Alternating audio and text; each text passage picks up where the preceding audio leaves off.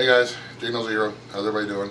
I have learned a new bread recipe that, dare I say, is just as good, maybe a little bit better than our old bread recipe.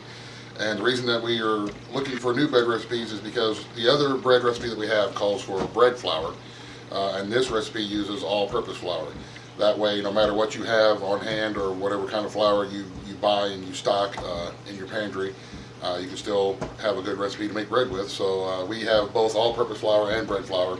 But like I say, this one here uses all-purpose flour. So let's get into it. Here in the mixing bowl, we have a 5½ cups of all-purpose flour. To this, we're going to add a dash or so, maybe about a palm's full or so of salt. Toss that into the dry mix. We have 2 tablespoons of the fast-acting dried yeast that we're just going to toss into the mix. 5 tablespoons of sugar. We are going to give this a quick spin just to mix up all the dry ingredients.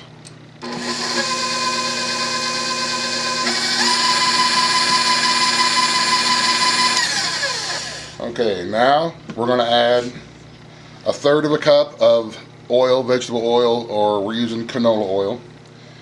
And mix that in. I'm going to turn on my mixer now on the number 2. Let it start blending. Here I have just a little over 2 cups of warm water. I'm going to start adding this in until your dough starts looking like bread dough, which it'll get sticky enough where you'll see it start pulling away from the side of the mixing bowl. When you see it pulling away from the side of the mixing bowl, you know it's good and done. We'll show you here when I add my water a little bit at a time to make sure it blends in nicely and doesn't get the dough too sticky sometimes, depending on the humidity and all the weather conditions. If you add too much water, you'll have to add more flour, and then you have to add more water, and it's just a pain in the butt. So I add it all nice and slow.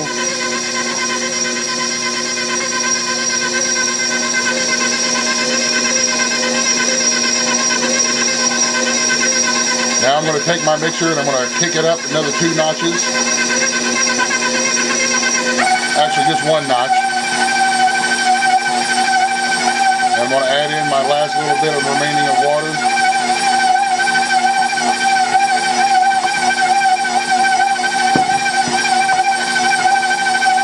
Just like that. And let the mixer knead. You can do this all by hand if you don't have a stand mixer. But you see how the dough is pulling away from the bowl? That's what you want to see, just like that.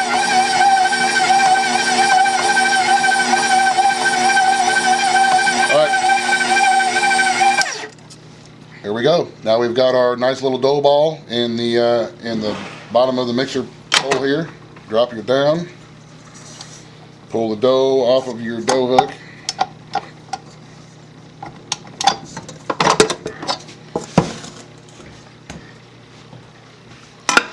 And we've got a greased bowl here. We just sprayed it with some of the cooking spray. We're going to plop our dough ball into there.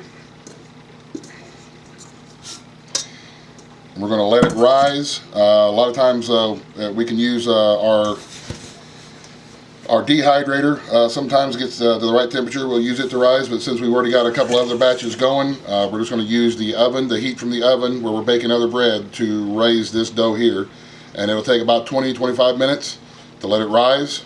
And then we'll punch it down just like we did with the other one. Punch the dough down, knead it up a little bit, and let it rise 2 times. So we'll be right back with you once this is done rising. Actually, I better tell you too, we're going to cover it like this with some saran wrap or some plastic wrap just to make sure it rises and nothing gets into the dough. So we'll see in a little bit. Alrighty, you can see here, after about 25 minutes or so, the dough has risen nicely. So we're just going to take off the wrap and then just punch it down. Take it off of the sides. On your countertop here, you're just going to sprinkle a little bit of flour so that it doesn't stick to your countertop, because bread dough is pretty sticky.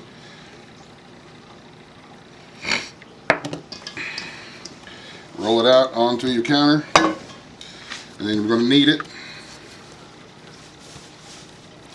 a few times.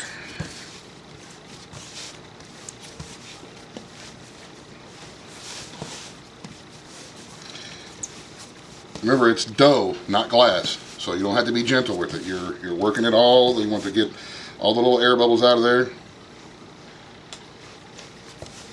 Knead it down. Knead mine for, I don't know, 30, 35, 45 seconds. I'm running there a minute.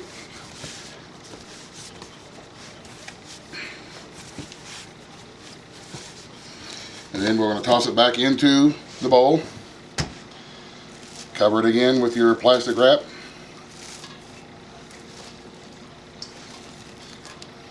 And let it rise again for about another 20, 25, 30 minutes until it rises nice and big like it did the first time. And then we'll go to the next step. Alright guys, you can see we got our dough here. It is risen. It's about double the size that it was. So we're going to take the plastic wrap off of it, set it aside. I'm going to punch it down again. Get that air out of there. And then we're going to pull it out of the bowl onto the countertop, which I put some flour on. And we're going to knead it out just a little bit.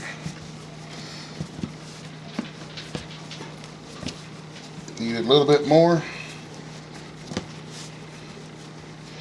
We're going to try to make it as even as you can once you get it out like this. Now remember, this recipe makes 2 loaves, so we're going to take and cut it in half like that. Put the flour on the end of it so it doesn't get sticky while we're working with it.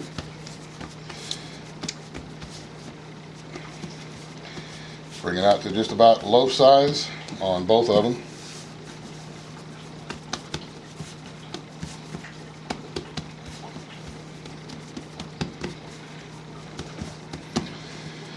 Like that.